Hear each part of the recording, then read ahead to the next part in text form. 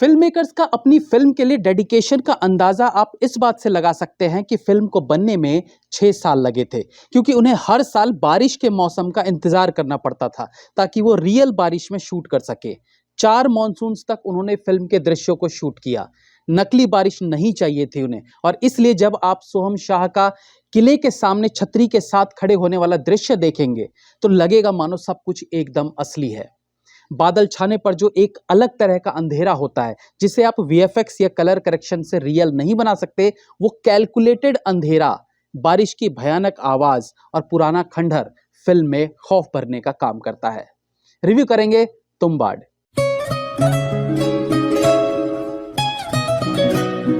Film एक दृश्य है जब विनायक राव की पत्नी अपनी नौकरानी का हाथ पकड़ के उसे घर से बाहर निकालने लगती है।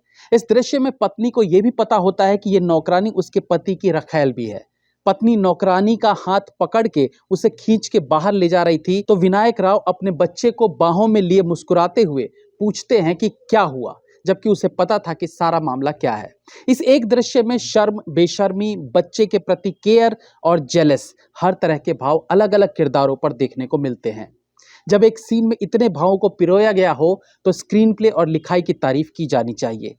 ये कहानी है विनायक राव की, उसके लालच की, उसके पूर्वजों के संपत्ति की, जिसे पाने की चाह में वो 15 साल बाद अगेन उस जगह पर लौटता है जहां से उसकी भयानक यादें जुड़ी होती हैं। फिल्म की डिटेलिंग में नहीं जाऊंगा क्योंकि ये कहानी सुनने की नहीं बल्कि देखने की है। फिल्म का जॉनर है हॉरर फैंटेसी, लेकिन जब आप पूरी फिल्म देखेंगे तो आपको इससे कहीं ज्यादा कुछ देखने को मिलेगा।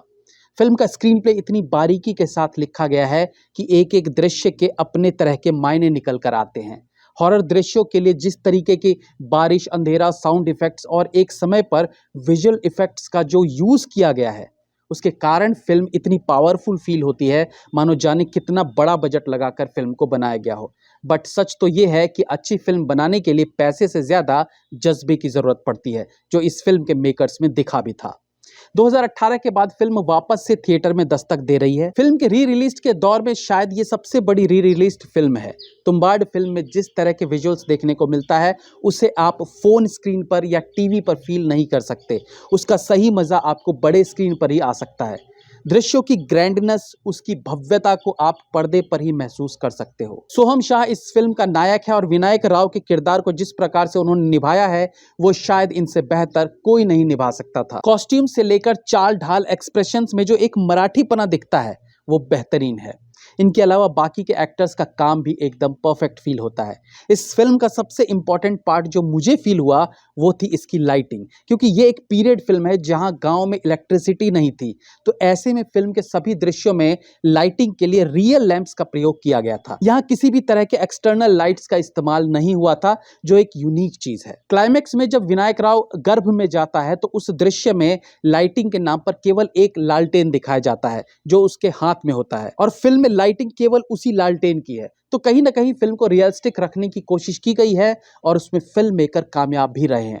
लोकेशंस में वो सभी चीजें देखने को मिलती है जो आंखों को सुकून पहुंचाते हैं। वो चाहे नदी, नहर हो, किला हो, मौसम हो, हरियाली हो, सब कुछ यहाँ दिखाया गया है।